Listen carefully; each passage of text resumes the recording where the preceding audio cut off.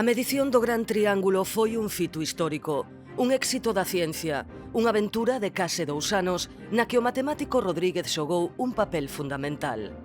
Para prolongar as medicións do arco do meridiano de París entre Barcelona e as Illas Baleares, a expedición da que formou parte Rodríguez levaba como guía os planos que deseñara Pierre Méchain antes de falecer. Foi neles onde descubriu o Triángulo 15, o que uniría a costa da península co arquipélago, unha medición sen precedentes pola súa dimensión e por ser sobre o mar. Iba a ser o triángulo máis importante que se medira xeodésicamente no mundo. De feito, é un apartado moi curioso, pero Jules Verne, na súa novela Tres rusos e tres ingleses na África Austral, xa cita o Gran Triángulo como un feito científico singular naquel momento, non? Porque realmente era unha aposta moi seria desde o punto de vista xeodésico. A expedición estableceu 2 vértices na costa levantina, un no deserto das Palmas, en Castelló, e outro no macizo do Mongó, en Alacant. Desde eses puntos, conseguíase ver sen obstáculos a illa de Ibiza. Rodríguez foi o elixido para viaxar a illa Pitiúsa, onde o punto escollido para o terceiro vértice foi o cume do Campbell, a 400 metros de altitude. Foi ali onde o matemático galego pasou todo un inverno orientando, protexendo e mantendo acendidos os reverberos de luz alimentados con aceite de balea que os científicos precisaban ver desde a costa para facer as medicións durante a noite. Poderíamos decir que era unha especie de operación rutineira, pero esencial. Esencial é, sobre todo, de un tesón e de unha capacidade de resistencia moi especial, non? Porque era estar nunha soedade, nun pico do monte que era só cascallos, nada máis, non? Entón, ali, mantendo sempre, todas as noites, e, sobre todo, sin saber, que era o que máis lle afectaba anímicamente, sin saber que todo aquilo estaba a ser visto desde o vértice de Las Palmas, non? Desde o deserto de Las Palmas.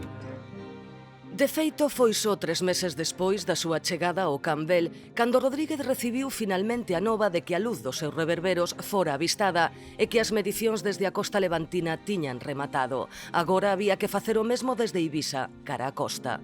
Pero en que consiste a triangulación xeodésica, a técnica empregada pola expedición para medir o meridiano?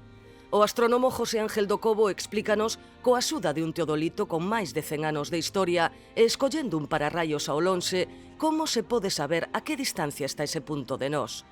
Primeiro, é necesario saber a distancia entre os puntos B e C, o lado máis curto do triángulo que se mide sobre o terreo. Despois, mídense os ángulos dos vértices B e C con A, o pararraios, e tamén entre eles.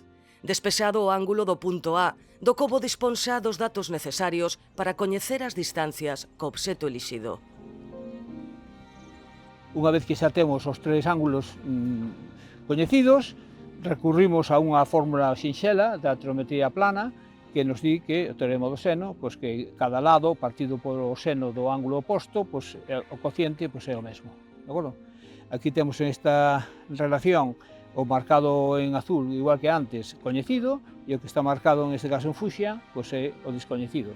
Por tanto, utilizando esta relación, calculamos B, e utilizando esta outra, calculamos o C. E así, facendo os cálculos, nos sale que B son 133 metros e o C 127. E finalmente o que se fai é unha especie de malla, verdad? Donde todo isto permite calcular distancias e ángulos en toda a zona onde está o meridiano e, por tanto, trasladar digamos, os coñecementos adquiridos a propio meridiano e saber xa a distancia dende ese lugar ata Barcelona, non? A aventura científica de Rodríguez non rematou coa medición do Gran Triángulo. Grazas á súa pericia, estableceuse un novo vértice en Formentera para mellorar co triángulo número 16 a medición do meridiano en medio grao máis. Foi durante os traballos dun último triángulo, o 17, cun novo vértice en Mallorca, cando a revolta contra os invasores franceses en España puxo fin á expedición. Eu creo que vestiu moi ben o traxe de ser matemático sublime e diu resposta a problemas da contorna e, ademais, o que permite as matemáticas que abstraer e sacar ese problema cando lle cambias as condicións a unha contorna máis global.